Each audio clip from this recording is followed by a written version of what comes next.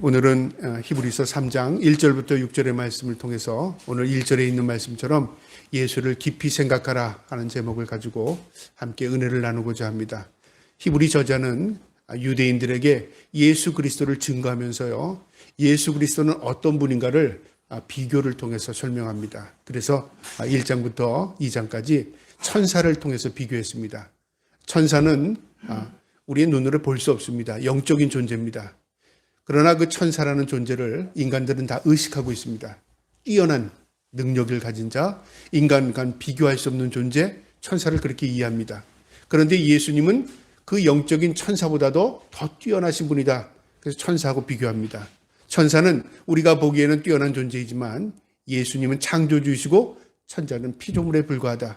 지금은 우리가 인간들이 능력이 없어 보이니까 천사가 우리의 위같이 보이지만 하나님 보시기에는 우리가 오히려 천사보다 더 사랑받는 존재이다.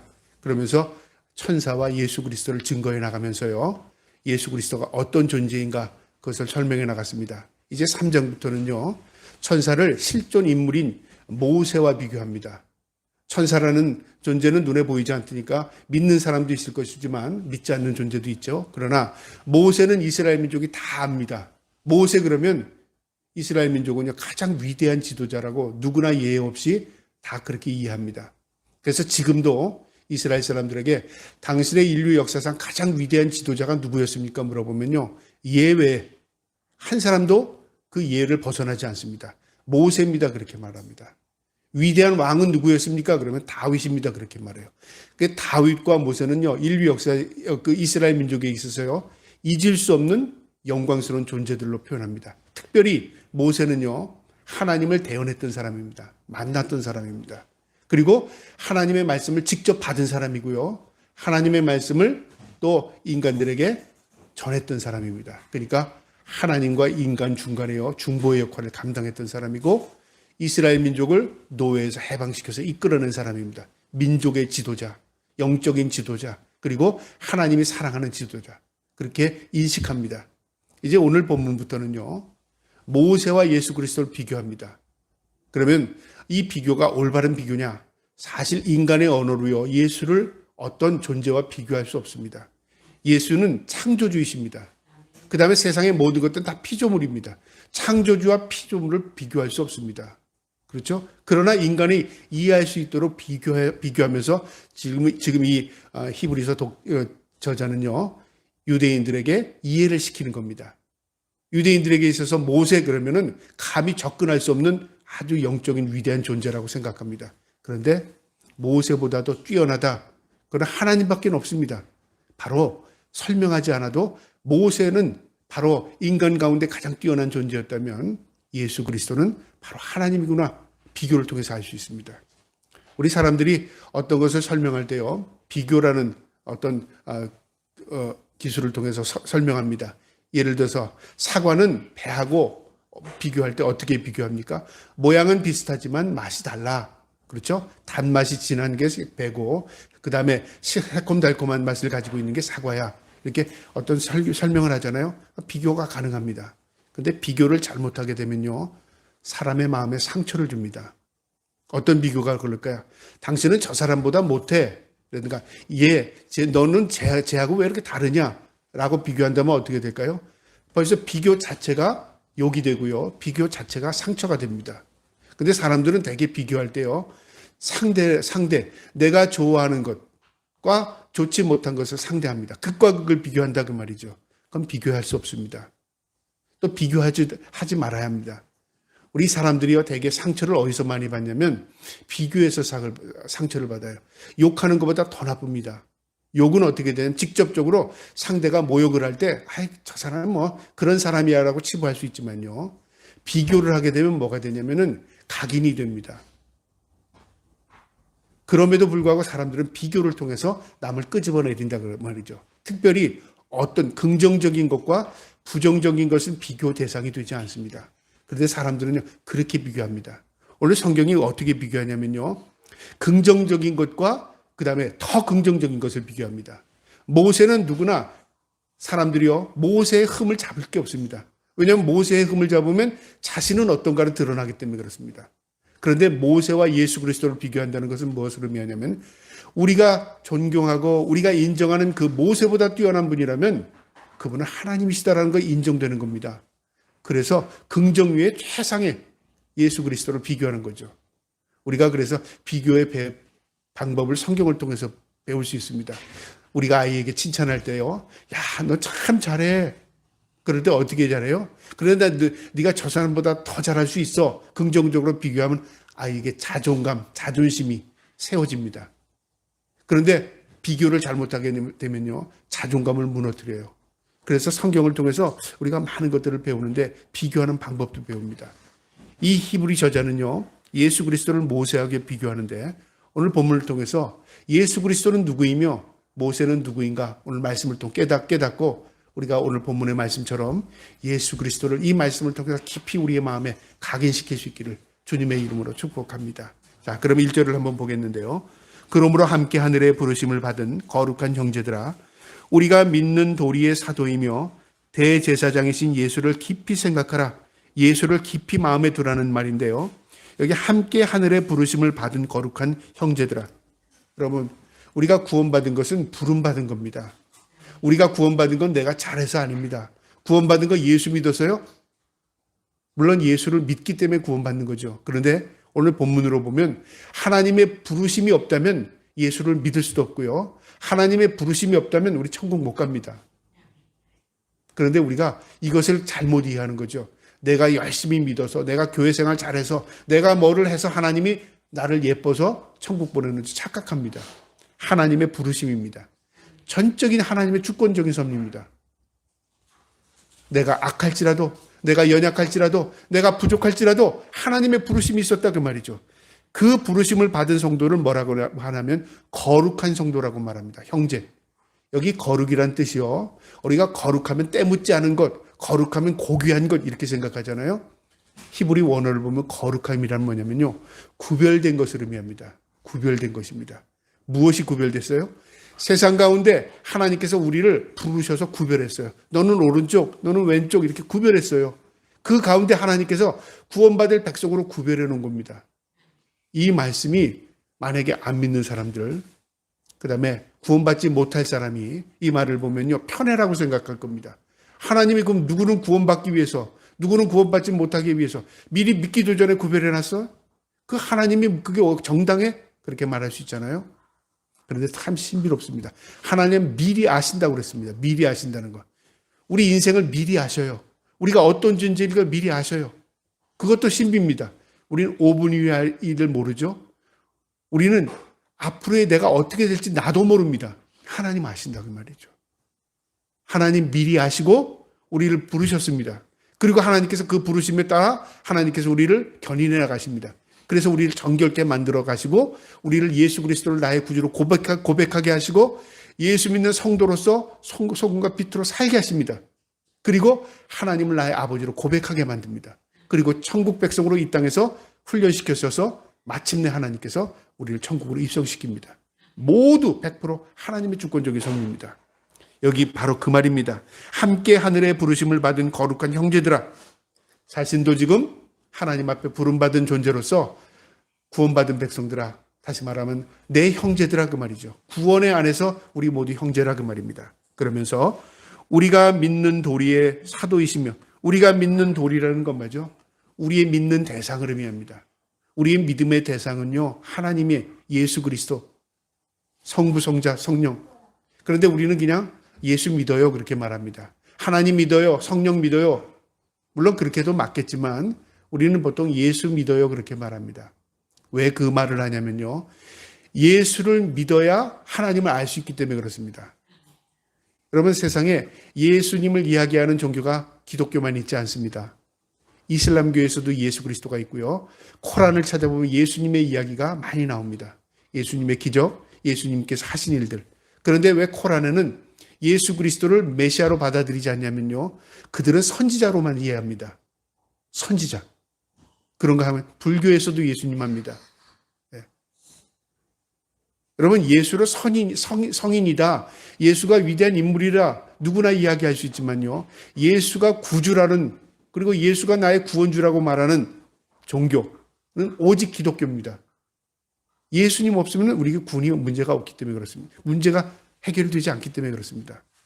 우리가 예수님을 말한다고 해서 저 다 비슷하구나 똑같구나가 아닙니다. 구원이 있느냐 없느냐입니다. 우리는 오직 예수 그리스도를 통해서 구원받기 때문에 그렇습니다. 그래서 예수를 믿는 도리, 사도이시며 대제사장이신 예수를 깊이 생각하라. 먼저 예수 그리스도를 사도라고 말합니다.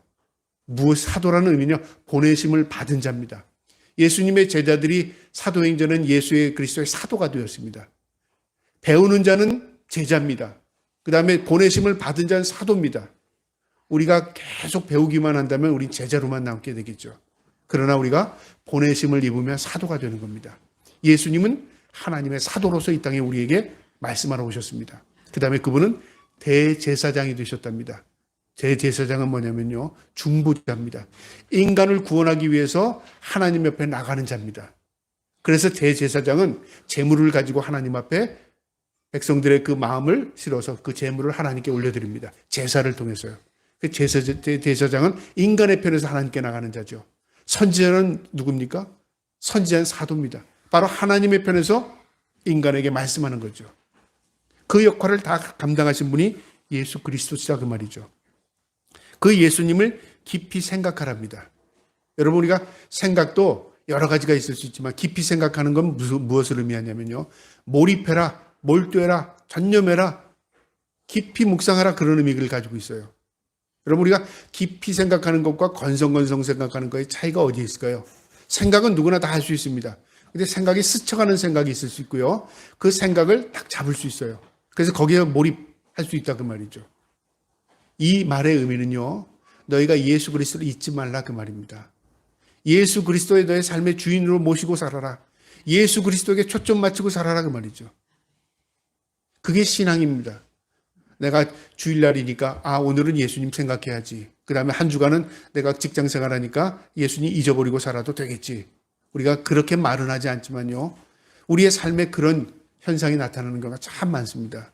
왜 그러냐면 구별한다 그 말이죠. 이것은 무슨 생각, 이것은 어떻게. 우리 생각이 구별합니다. 그런데 성경은 예수 그리스도에 초점을 맞추고 오직 예수 그리스도에게 중심으로 모시고 예수 그리스도의 중심으로 살아랍니다. 그게 예수 믿는 사람의 모습입니다. 그래서 우리의 삶 가운데요, 어떤 일이 벌어지면 항상 예수님께 초점을 맞추면 답을 얻을 수 있어요. 예수님이 뭐라고 하실까? 예수님은 어떻게 하셨을까? 우리가 날마다 그렇게 살지 못하지만요, 거기에 초점을 맞춰버릇하면 어떻게 되냐면요, 답이 나옵니다. 벌써 예수님이라면 어떻게 하셨겠구나. 나라면 이렇게 할 거야. 예수님이라면 그렇게 안 하실 것 같아. 그게 정답이 아닐지라도요, 그걸 통해서 우리의 갈등의 문제를 해결할 수 있는 방법을 얻게 됩니다. 그게 예수님에게 초점을 맞추고 사는 겁니다. 왜요? 그분은 우리의 삶의 주인이시기 때문에. 우리의 삶에, 우리의 마음의 중심에 그분을 모시고 있기 때문에 그렇습니다. 그래서 예수를 믿는다는 건 내 마음의 중심에 예수님이 나의 삶의 주인이 되는 걸 예수 믿는다고 말합니다. 그게 깊이 예수님을 생각하는 겁니다. 그러면서 2절에요. 그는, 예수 그리스도는 자기를 세우신 이에게 신실하시기를 모세가 하나님의 온 집에서 한 것 같이 하셨으니, 예수 그리스도는 마치 모세가 하나님의 명령을 따라 신실하게 백성들에게 행한 것처럼 예수 그리스도는 그 이상으로 하나님의 말씀에 순종하셨고 하나님의 뜻을 이루신 분이다 그 말이죠. 여러분, 가장 온유하고 겸손하고 가장 지도자로서 뛰어난 인물을 모세라고 표현한다면요, 그 지도자 가운데 가장 뛰어난 지도자, 모세보다 더 뛰어난 분이 예수 그리스도다. 그분은 하나님의 온 뜻을 이루기 위해서 이 땅에 오셔서 스스로 자신의 목숨을 내어주신 분이십니다. 모세는 그렇게 하지 못했어요. 자신의 목숨을 내주지 않았어요. 오히려 분냈어요. 하나님의 말씀을 거역하는 백성을 보고 분을 냈어요. 하나님께서 그것이 지적해 주었어요. 여러분, 인간의 속성을 가지고 있습니다. 모세는요. 그런데 예수님은 인간의 몸으로 이 땅에 오셨지만 완전한 하나님의 뜻을 이룬 완전하신 분이셨습니다. 그것을 지금 우리에게 보여주는 겁니다. 모세가 하나님의 온 집에서 한 것 같이 하였으니, 여기 왜 집이라는 표현을 썼냐면요, 오늘 성경의 2절부터 6절까지 7번이라는 집에 대한 얘기가 나옵니다. 집. 하나님의 집은 집이라는 이야기를 쓰는데 이 비유의 의미입니다. 여러분, 집이라는 의미 우리가 어떻게 쓰죠? 기거하는 그냥 하나의 부동산 의미라고 우리는 생각할지 모르지만 우리의 대화 가운데 의외로 집이라는 용어를 많이 사용합니다. 당신 집안은 그렇게 말할 때 뭐예요? 그 다음 얘기를 안 해도 되죠? 무슨 얘기 하려고 그러는 거예요, 지금? 부정적인 얘기를 하는 겁니다. 당신 집안은 아주 훌륭해, 그렇게 얘기합니까? 보통 당신 집안을 그 집어넣는, 그러면 당신의 조상은, 당신의 부모는, 당신의 누구는, 이걸 얘기할 때 싸잡아서 집이라는 얘기를 표현합니다. 집. 저 집은, 그렇게 말할 때 어떻게 의미하죠? 그가 사는 집을 의미합니까? 그의 가족들은, 그의 형제들은 그런 의미로 표현되어 있습니다. 집이라는 것은요, 어떤 집단을 의미할 때, 공동체를 의미할 때 집이라는 단어를 써요. 여기서 말하는 집이 바로 그런 집입니다. 여기서 말하는 집은요, 이스라엘 공동체를 의미합니다. 그 다음에 집이라는 의미는 하나님의 집, 하나님이 임재하는 장소를 의미할 때 집이라고 표현하고요. 그 다음에 하나님의 집, 교회를 의미합니다. 성도가 함께 모여서 예배하는 공동체, 집이라고 표현합니다. 오늘 이 성경에 나오는 집이 바로 그런 집입니다. 하나님의 집. 이 바로 하나님의 교회, 그 다음에 백성, 하나님의 임재의 장소, 그런 표현입니다. 모세가 하나님의 집에 한 것과 같이 하였으니, 모세가 하나님 앞에 임재 앞에 순종하고 충실했던 것처럼, 백성들을 하나님의 말씀으로 이끌어낸 것처럼, 그리고 백성들을 온전히 하나님이 임재할 수 있는 하나님의 교회로 만들어가는 것처럼 신실하게 충성스럽게 모세가 지도자로 감당했다, 그 말입니다. 그러면서 3절에요. 그는 모세보다 더욱 영광을 받을 만한 것이 마치 집 지은 자가 그 집보다 더욱 존귀함 같으니라. 예수 그리스도는 모세보다 더 영광스러운 존재랍니다. 그분은 어떤 존재냐면요, 집을 지으신 분이랍니다. 여기서 집은 무엇을 의미하냐면 온 천하, 세상을 의미합니다. 세상을 만드신 창조주라, 그 말이죠. 모세는 세상을 만들지 않았습니다. 모세는 하나님의 백성을 지도자로 이끌어냈을 뿐입니다. 백성의 주인은 하나님이시다, 그 말이죠. 그 백성을 만드시고 세상을 만드시고 모든 것을 창조하신 그 하나님, 그분이 바로 예수 그리스도다, 그 말이죠. 비교할 수 없는 존재죠. 지금 모세를 비교하면서 예수 그리스도가 어떤 존재가 명확하게 드러납니다. 그분은 우리를 구원하신 메시아구나. 또 그분은 우리를 다스리시는 분이구나. 마지막 때 그분은 심판주로 이 땅에 오실 분이시구나. 그리고 그분은 육신의 몸을 입고 있지만 하나님이셨구나. 그것을 이해할 수 있는 겁니다. 그러면서 4절에 집보다 지은 이가 있으니 만물을 지으신 이는 하나님이시라. 집마다 지은 이가 있답니다. 이것은 아주 쉬운 비유입니다. 집이 있는데 지은 사람이 없다. 그건 집이 아니죠. 집의 의미는 뭐냐면 사람이 기거하려고 집을 짓습니다. 그러니까 모든 집은 지은 사람이 있습니다. 세상은 우리가 생각하기에 그냥 우연이 된 것 같지만 세상은 다스리는 분이 있습니다. 세상은 지금도 운행하시는 분이 있습니다. 세상은 만드신 분이 있다, 그 말이죠. 그리고 마지막 때 세상은 심판주가 있습니다. 이게 우리가 일반적인 지식의 논리로는요, 이해할 수 없는 부분이 너무 많습니다. 과학의 눈으로 세상을 바라보면 몇 프로나 이해할까요? 이해하지 못하는 게 오히려 99%일 겁니다. 기껏 이해하는 게 뭐예요? 1%나 될까요? 그런데도 그 이해가 올바르지 않은 이해가 얼마나 많은지 몰라요. 근데 인간은요, 과학 문명이 발달하면서 어떻게 생각하냐면, 이게 이제 인간이 신의 경지에 다다랐다. 또 인간의 경지에서 이 과학 문명으로 바라보니까 신은 없다, 그렇게 말합니다. 참 우스운 이야기입니다.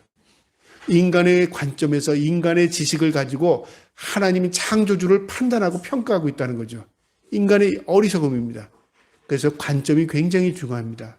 내가 하나님의 관점에서 나를 바라보면요, 참 부족하고 연약하고 죄투성인 것밖에 볼 수 없습니다. 근데 내 관점에서 하나님을 보게 되면요, 나는 항상 다른 사람하고 비교합니다. 내가 저 사람보다 낫지. 내가 저 사람보다 의롭지. 하나님이 계시긴 어디 계셔? 이렇게 평가한다, 그 말이죠. 하나님 보시기에는 어떻을까요? 어리석기 그지없습니다.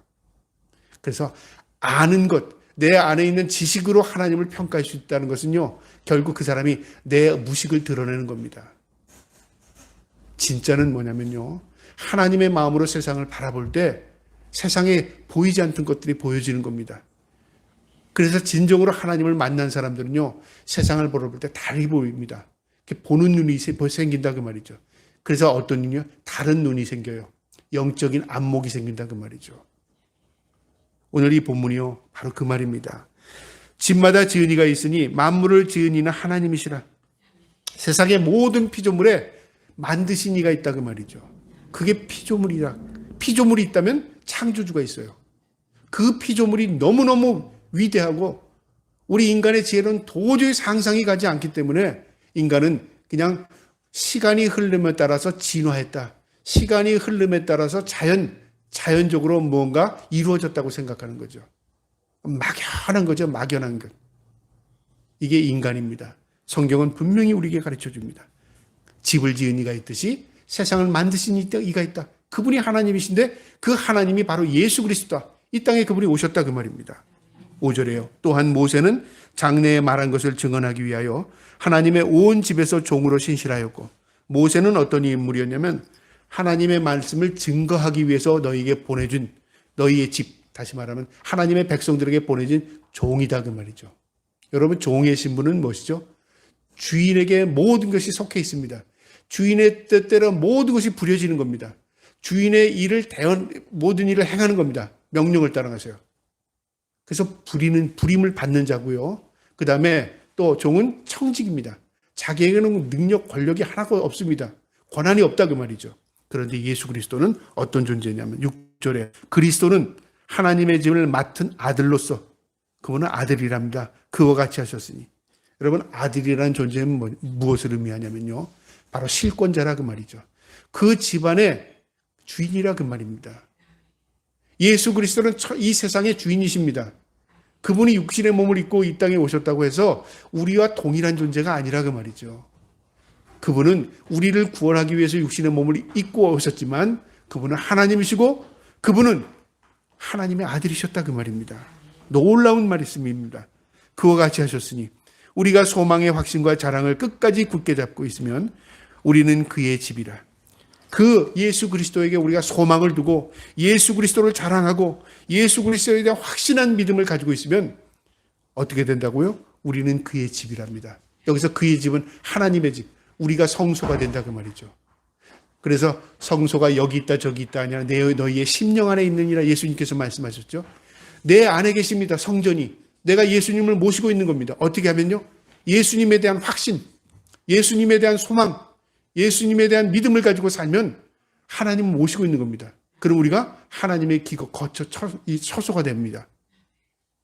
여러분, 이렇게 논리적으로 유대인들에게 설명할 수 있는 사람 누구겠습니까? 여러분, 유대인들이요, 이 말씀을 보고 어떻게 생각하겠습니까?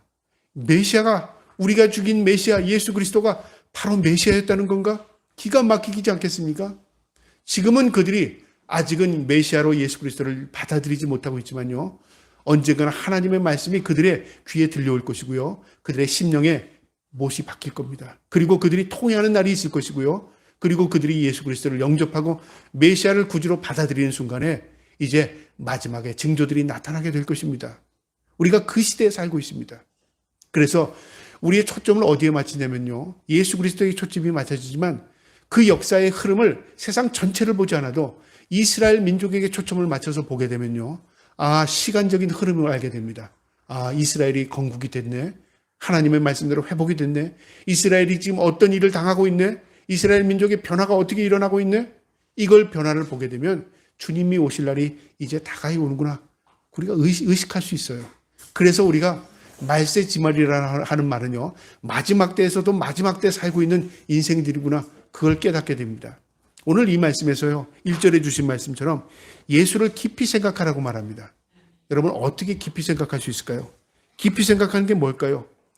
예수를 생각하지 않으면요, 우리가 흔들립니다. 흔들려. 여러분, 초점을 맞춘다는 것은 내가 흔들려도 초점을 몰입하게 되면요, 흔들림을 모릅니다. 분명한데. 그런데 초점이 흔들리면 나는 가만히 있어도 초점이 흔들립니다. 우리 인생의 초점이 그렇습니다. 우리가 오늘날 복잡한 시대, 험난한 시대를 살다 보니까 초점을 잃었어요. 그 초점을 다시 찾아야 합니다. 예수 그리스도에게 초점을 맞춰야 합니다. 우리의 시야만이 아닙니다. 우리의 마음, 우리의 영안이 열려 주님에게 초점을 맞춰야 합니다. 그래서 성경은 깊이 예수 그리스도에게 깊이 생각하랍니다. 말씀을 묵상하랍니다. 그리고 성경 말씀에는 또 솔로몬이 이런 말씀했습니다. 형통한 날에는 기뻐하고 곤고한 날에는 생각하라. 깊이 생각하랍니다. 기쁨도 어떻게? 주님 때문에 기뻐하고 주님으로 인하여 감사하고 그리고 우리가 흔들릴 때 주님에게 초점을 맞추는 겁니다. 그게 우리의 살 길입니다. 저와 여러분이 초점을 주님 앞에 맞출 수 있기를 주님의 이름으로 축복합니다. 또 오늘 이 말씀에서요, 우리가 예수님에게 깊이 생각하고 초점을 맞춰야 할 이유는 뭐냐면 바로 예수님께 초점을 맞추지 않으면요, 잘못된 길을 갑니다. 여러분, 초점이 흐려지면 길이 잘못 들어지죠. 우리 시야도 그렇습니다. 목표가 정확하려면 흔들리지 않는 초점을 맞추는 것처럼 초점이 정확하지 않으면요, 우리가 잘못된 길을 갑니다. 신앙생활도 마찬가지입니다.